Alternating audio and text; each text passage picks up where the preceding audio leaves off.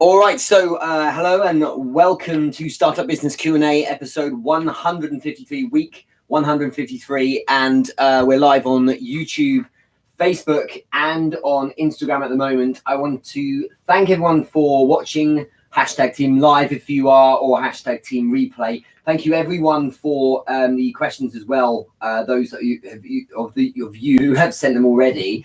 Some really cool questions coming through, and today's topic is focusing on groups and communities, essentially how we build those and how we own them. So Jedi Hill, nice to see you jumping in here. Alex Galvez, great to see you. Hope we can catch up soon. Rodney Wise is watching as well. So over on the podcast as well, make sure you can watch, make sure you listen out there.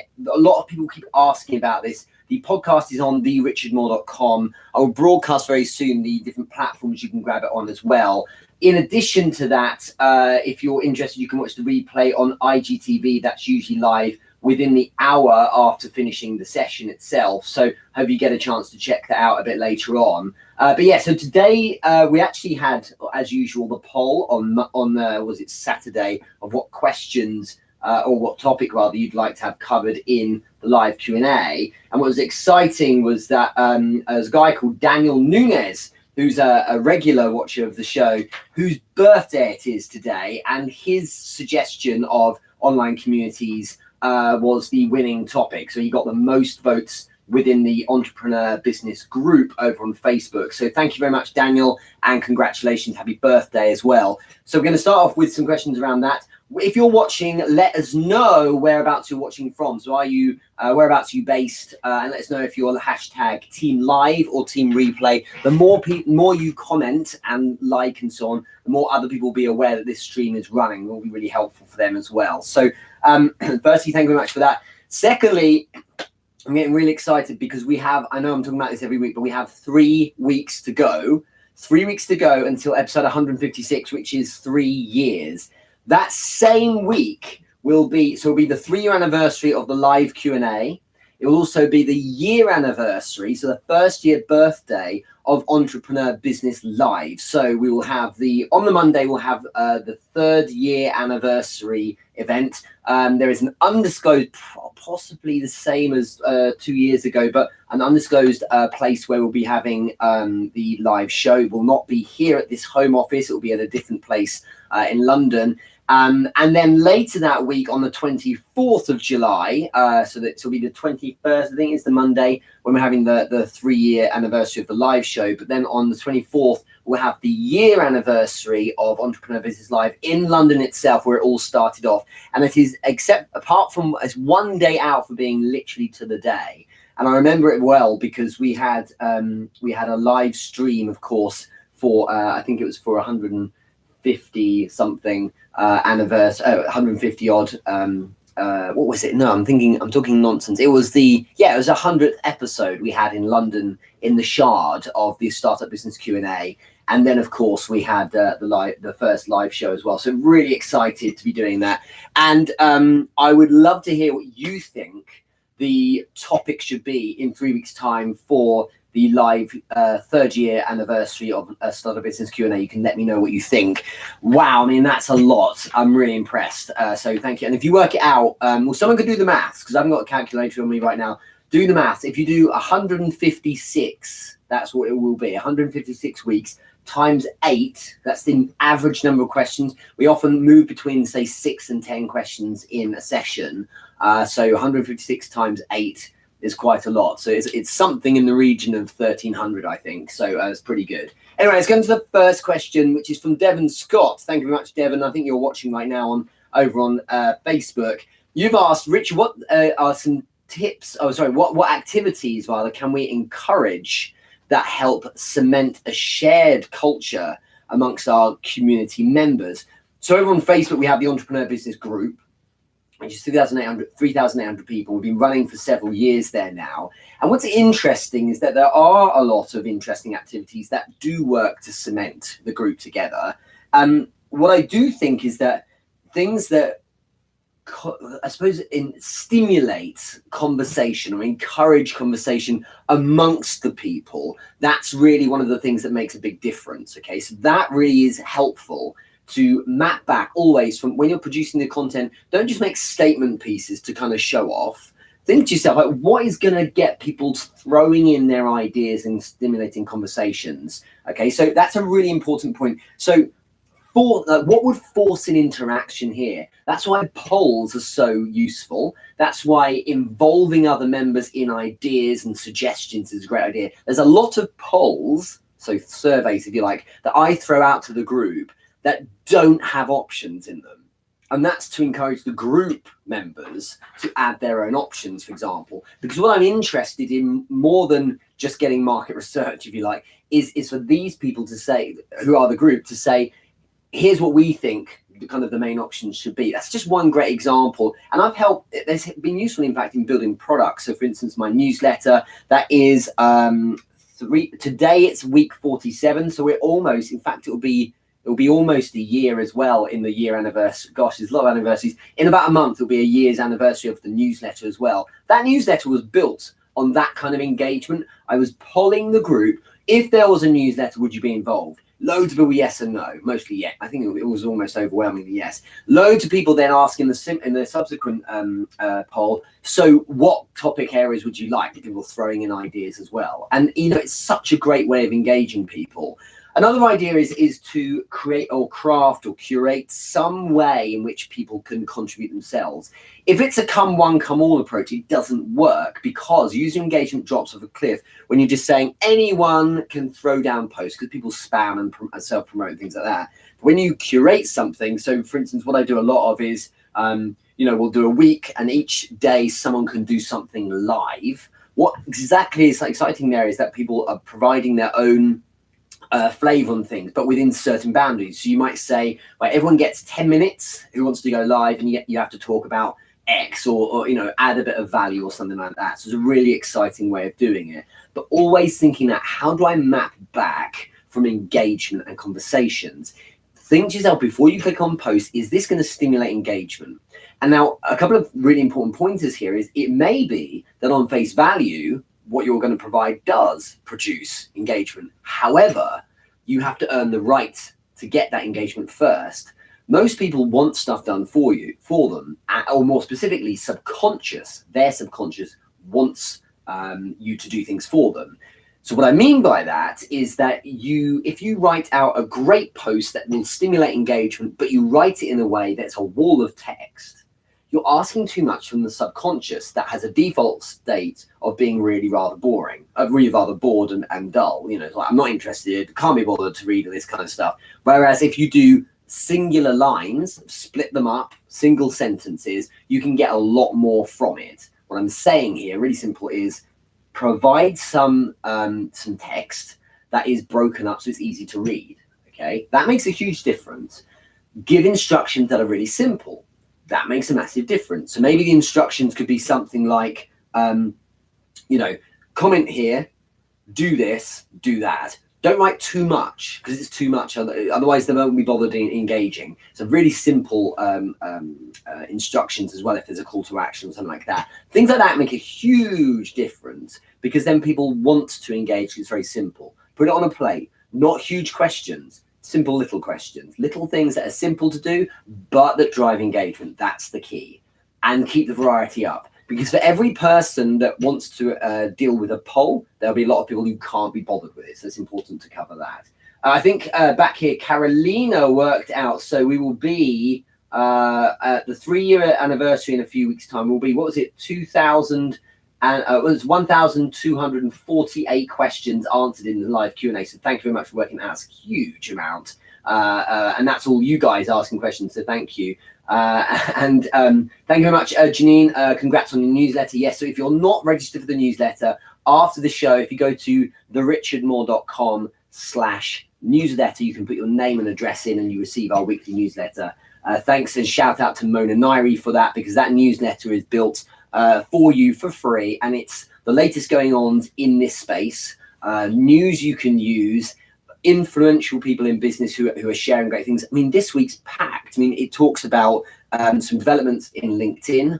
on the pages function. I think it talks about ads that are now going to be rolled out on the explore page on Instagram. Loads of really valuable stuff for you if you're in the marketing space as well. Question over here on Instagram.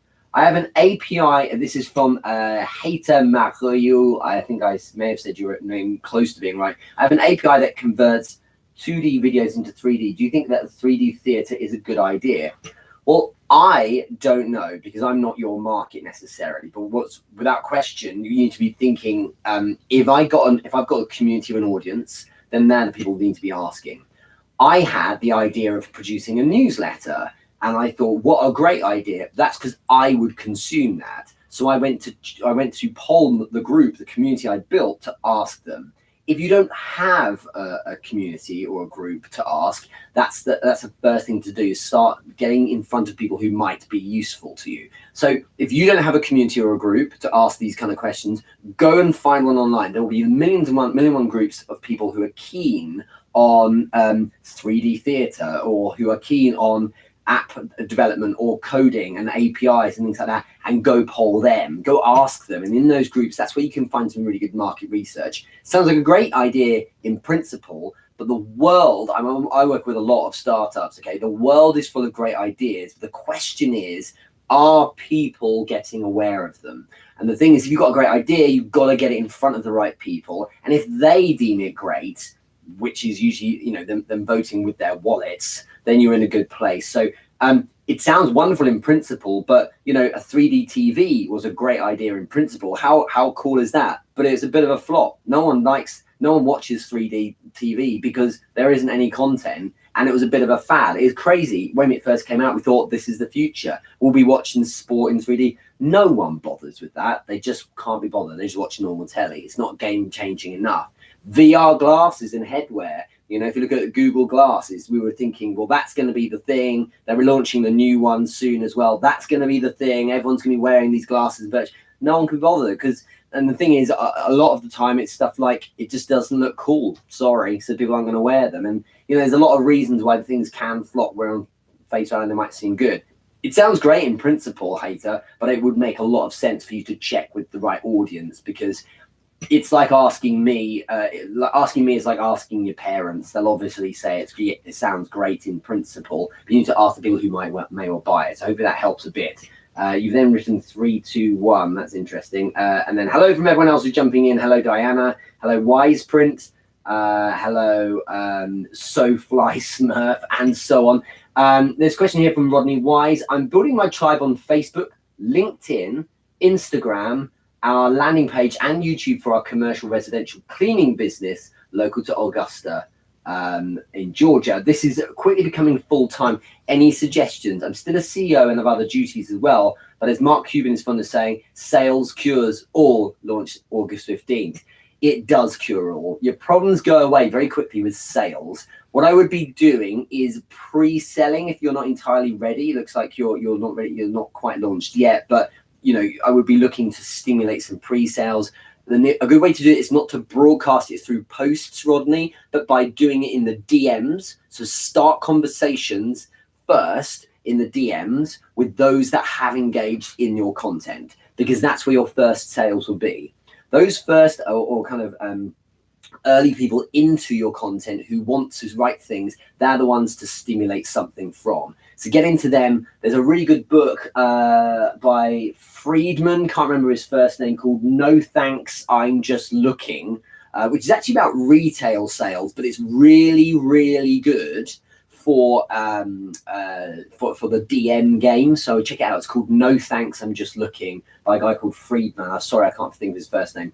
But the idea behind it is to think about how you gently open people up. Of course, there's also Monetize You that explains it, and Basics of Sales courses available on richardmoore.com. But I do think that you should be getting into those early adopters of your content and asking them how they're doing, just a bit of small talk and getting them warmed up. This is precisely what I did when years ago, like 4 years ago, when I started online consulting, and when I started building a set of people ready for the pre-launch of my first course. Basically, I warmed them up in the DMs, so when the time was right, they all just jumped in. It was very much straightforward. So hope that helps a bit. Sounds like you've got a lot on there. Look for an admin. Look for someone who might be able to kind of take a bit of this on. Look at where repurposing is possible as well with your content. Not the same bit of content across all the platforms, but what snippets from a piece of content could you take and put on other platforms? So for example, right now, I've got YouTube, Facebook, and Instagram cameras all streaming right now. So that's 3 bits of content, right?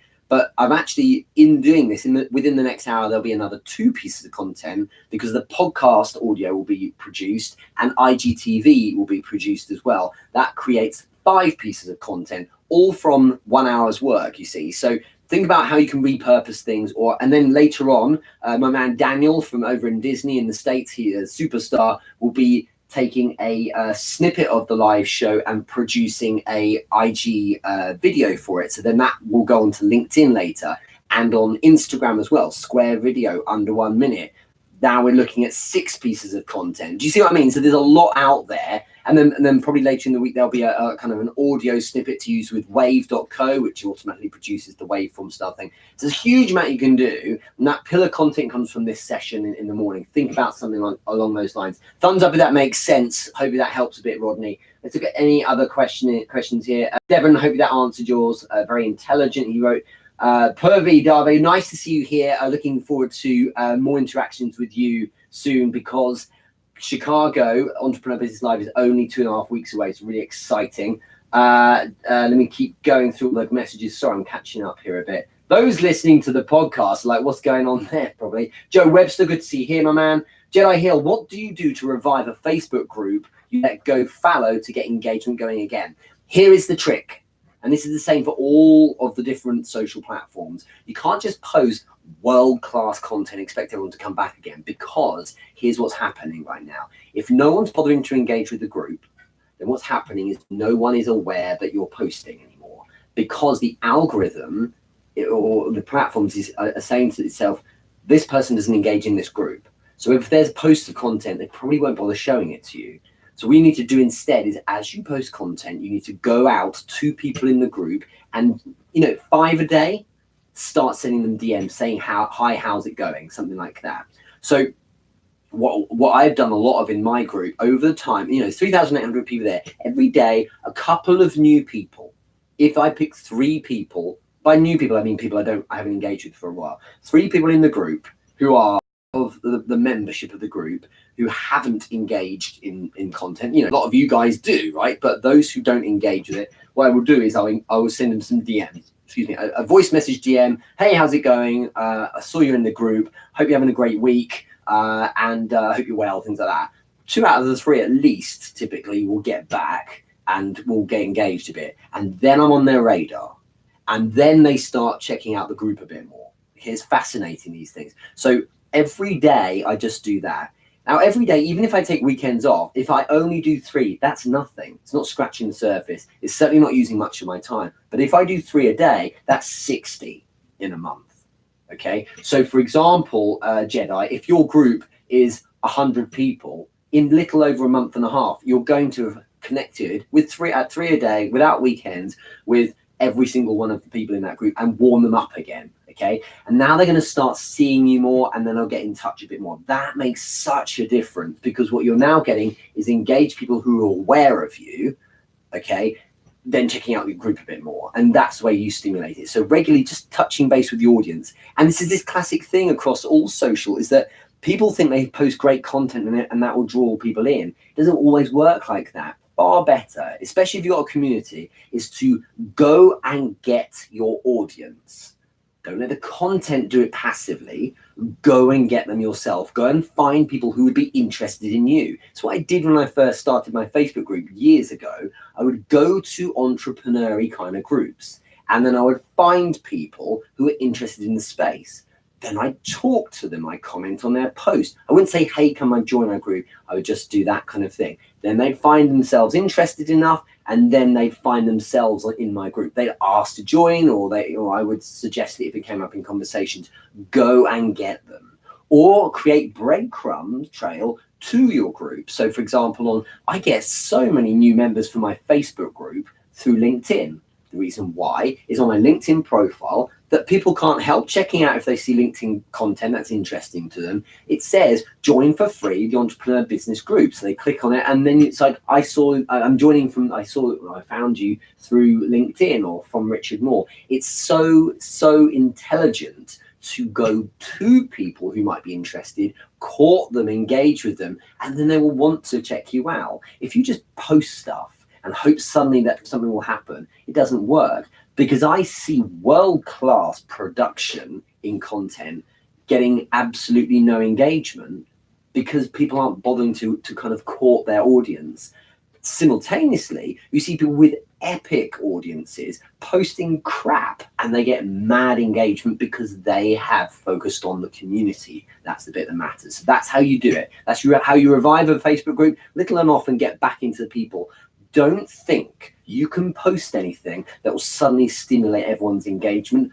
Go and get them one by one. Sorry, it's a bit more work, but you have to go and revive them yourself one by one manually. And if you've got a group of 7,000, so it will take you a bit of time, or do 5 a day. It depends about how much you want these guys revived again. Meanwhile, your content needs to be interesting. So it needs to be stimulating. You know, I do things every month at least. It's like, you know, $50 to the best comment, and that tends to work. I did one the other day, which was is an interesting one. I did the last comment, the last person to comment gets $50. I think we had over 500 comments there. It was interesting because people weren't getting on with their work. They were just sitting there commenting, and it's just like, you know, it's $50. Think how much. What I thought was interesting, an interesting experiment, is those that were commenting non-stop were probably spending so much time in it, they could have gone and made $50 easily in the time they were spending on that thread. So that's the question. That's the thing to think about. How much time are you spending on things like that? Because to get $50 when you could have made more money elsewhere. That was an interesting thing, I thought. But just stuff like that is going to make a bit more engagement for them. I say polls, competitions, giveaway stuff. You know, if you give away a book, I mean, I did this recently, give away like a cool book or something to the best comment and something, it stimulates engagement. And like, you know, a book's like $5 on Amazon. It's nothing. It's just, and it's such a great idea to get people moving. So think about things like that. Those giveaways make a big difference. Okay. Let's see if there's any other comments. So Purvey, wow, that's really engagement. Making 5 pieces of content in 1 hour. To be honest, even more. It's more like 7, I'd say. Anna Sabino, good to see you all the way from Hawaii. Nice to see you here. Jedi Hill, okay, that's how you get the algorithms to start working again. Thank you, Richard Moore. Go and get them one by one manually. Yeah, I know it's tiring, but that's where you get your results. And the thing is, the reason why I think my communities operate quite well and I get good engagement when I need it, or meaningful engagement, and I feel I get good traction in many ways, is because I can be bothered to go and speak to people individually and be bothered to send them a voice message. Daniel Nunes, who gave the topic for today's session, it's his birthday, and I can be bothered to press record on a voice message. I did it earlier today, and send him a happy birthday message, because what that does is it keeps that connection going, and as a result, people are more likely to stick around. You know, so put some effort in. The wonderful news is that's so unique, because most people, overwhelmingly, most people can't be bothered to do it. So you stand out big time by doing something like that. So hopefully that helps. It's a really good point. Devon, thank you for the question. Daniel himself has asked, are there any tips and tweaks to make your business page stand out?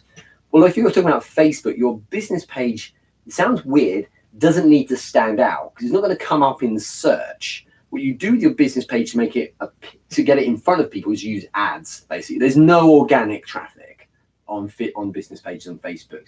There is kind of, but it's like, it's so pointless, you might as well not bother. What you're looking at is to drive ads out of it, and then when people come to the page, make it welcoming for them. So think about the welcome UX, user experience, the welcome user experience for people. When they do get to your page, my strong suggestion is put money against good content as ads to push out to the right people. When people arrive, I mean, mine needs work, but like the cover image, get a video on it, or an image with a call to action on it to get them to opt in or subscribe to something. The ads are about getting you to stand out, but then think about how the posts themselves might be to stimulate people to engage a bit as well.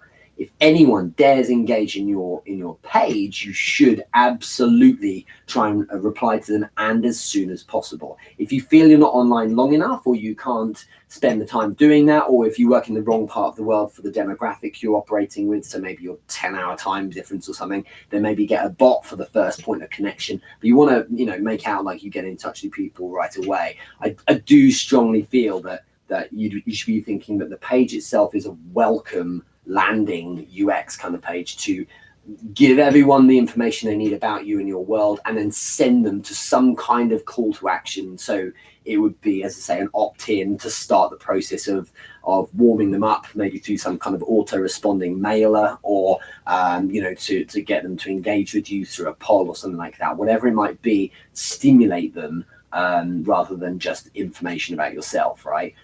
But use your page to draw people in through putting a little bit of money every day against quality content that's going to get people into orbit around you, because they might think, wow, this is great stuff. It provides gravity to your page, money against ads. Otherwise, no one's going to look at it, because Facebook just doesn't give any organic traffic to a page. So hopefully that helps a bit. Daniel, we've also asked, what's your connection strategy in LinkedIn? It's really simple. When I'm going to connect with someone, I don't just click connect, which I think is what majority of people do. Some more evolved people will click connect and write a note. But I go longer play. I will go to their content first. Their content, not mine. I'll go to their content first, and I'll write some comments. If they haven't got any content, what I might do is write comments on other people's content or mine and tag that person in. Okay, because what you're doing is you're saying, hey, this person's awesome, you're elevating them. And what I'm looking for is some familiarity. So 2 or 3 times I'll engage with that person in the comments, and now think about it. They're like, oh, this guy's great, he connects with me and he engages me, or rather engages me with me a load.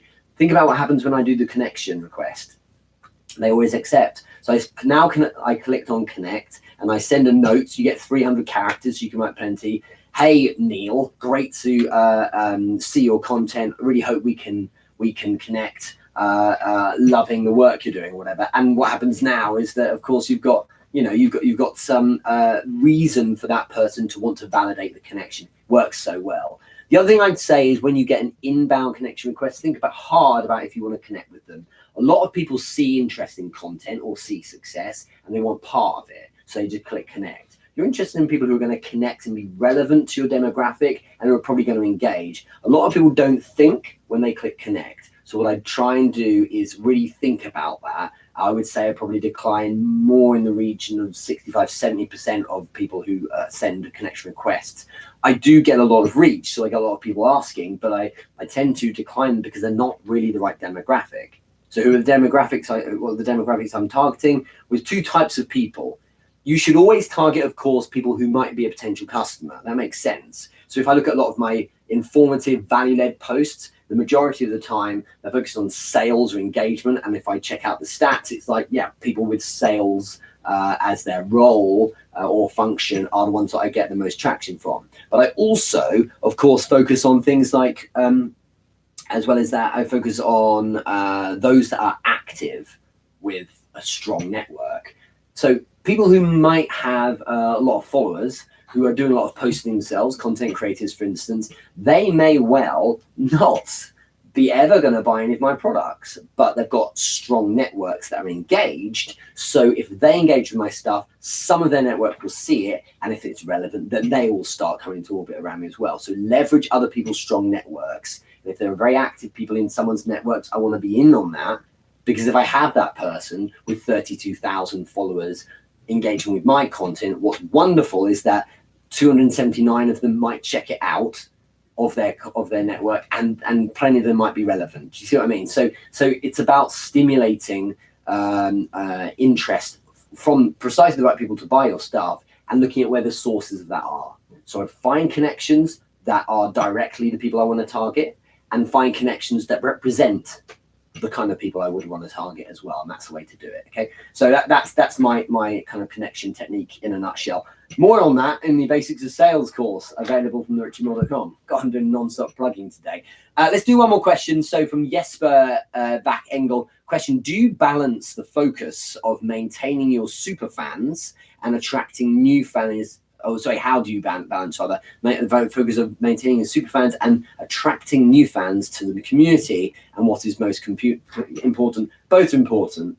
Both are important. Super fans obviously crucial. And the idea of a super fan is someone who's really engaged and really kind of bought in. Yeah, I mean, absolutely, they're crucial. What I try and do is to do both. I try and stimulate the super fans because I know that they're the reason why the new we could call them fans, yes, but let's call them members because they're not necessarily fans. But I can stimulate them to broadcast to members very, very easily, because what I'm looking for again is always mapping back from the outcome I'm after. How do I get people to say, hey, this group is great, you should join it? And I get to test it because everyone who joins the group, questions have to answer. And the first one's, how do you hear about the group? So often I get ones from Richard Moore himself or from LinkedIn, whatever. But a lot of the time it's from this person and they have a friend in the group. And so what I'm doing is I'm always saying, like, what would make someone want to talk about this group? And it happens a lot, at least a few times a week, that there are people applying to join the group who have heard about it from someone else. And again, it's because it's noteworthy content. This is not just memes. It's not that has its place, but in the main, people don't kind of write home about that because there's so many people out there doing that. Genuinely stimulating content that's providing value, that's going to help people, that may even give them money and things like that. That's really important. So there's a lot of effort in the content and trying to keep it stimulating, but I'm doing it because I know that the super fans will really get behind the group. So many people out there evangelize about what I do in this group, so it's important to keep that up. And then there's nothing more persuasive. Well, there is. The most persuasive thing is your own voice. But second to that is someone you trust and love and have a friend as are close to. So yeah, as a friend, if someone says to you, you should check out this group, you're going to be very inclined to do so. And that's because, you've got that kind of buy-in with them. So when I can stimulate people to share or broadcast that the group is worth joining, that goes a long way. So that's what I do. Focus a lot on the super fans, but always thinking like, how am I stimulating conversation? Sure, but how am I creating a situation where that person's going to want to talk about it? That helps a lot. New fans come in the community, well, then they need to be lauded over. There's often a post so that the new fans will come in. We get like 30, 40 new ones every week. I'll ping out a post saying, let's welcome them. Then there's an opportunity for them to kind of share what they're doing or who they are as well. So everyone feels welcome and involved as well. And of course, the super fans then jump in and say, welcome everyone, things like that. That's absolutely wonderful to have. So that's kind of one of the things I do. What is most important? They're both important for different reasons. Super fans are important because they've usually bought everything of yours, but they are there to help stimulate the group. They are there as the kind of the first in liners, if you like. They're the ones who show up first to the content and broadcast and propagate it around the platform. And then the newbies are the ones, of course, that you need to work with to see if you can get something stimulating from them. So I hope that helps. Rodney here has asked a question on Facebook. Richard, ever think about a book club? You could profit by an Amazon affiliate account and we meet on a platform like Zoom to discuss the Richard Moore book of the month. Kind of like Oprah. I just bought the book you recommended to me. No thanks. I'm just looking, by Harry Friedman. That's the name. Well done. It's a great book. So I did something approaching this on my website, therichardmoore.com. I have some of the books I recommend. So there's books. I think it's just therichardmoore.com/books. And all of those books, I've done a review of. I've read them. I mean, you can only see a couple of shelves behind me, but this is like floor to ceiling, the other side of the room. And what I do is I've shared those books, and they are all affiliate links to Amazon. So yeah, it's nice to make a bit of cash every so often when people buy them. I thought about a book club. It's just that it's yet more work and another project, and it's kind of on the list, to be honest with you, Rodney. It's just it's buried with other things as well. I'm only one man. I'd love to in principle, but it would be yet another thing to do. So I mean, I love the idea. I think it might be something that happens in the future. I think right now, just to give you a sense of it, I've been getting rid of a lot of clients to free up more time to do the Entrepreneur Business Live thing at the moment. So it's basically a time issue, but great idea. And I think if anyone else is big on books, it's a great idea to run some kind of a book club like that, because it's an absolute win It's a talking point for a lot of people. Yeah, I hope you enjoy that book. It's an absolutely fantastic one. Thank you so much, everyone who's been watching. Great to see you all here. Thank you so much for these questions. Happy birthday to Daniel, who's asked for this topic, who won the poll. I think by quite a landslide, he got the most votes for this particular topic. If you're not, I might as well plug it, right? If you're not in the Facebook group, Entrepreneur Business Group, go join it. Literally type in facebook.com/groups, so /groups/Entrepreneur Business Group, or search for it, it'll come up top. And you can join us there. There's a huge amount going on. In the meantime, thank you very much. I'll see you soon over on Instagram. Thank you. And over on Facebook. See you later. Thanks so much for watching. And on the podcast as well. Take care. Thank you very much over on YouTube as well. Have a great weekend.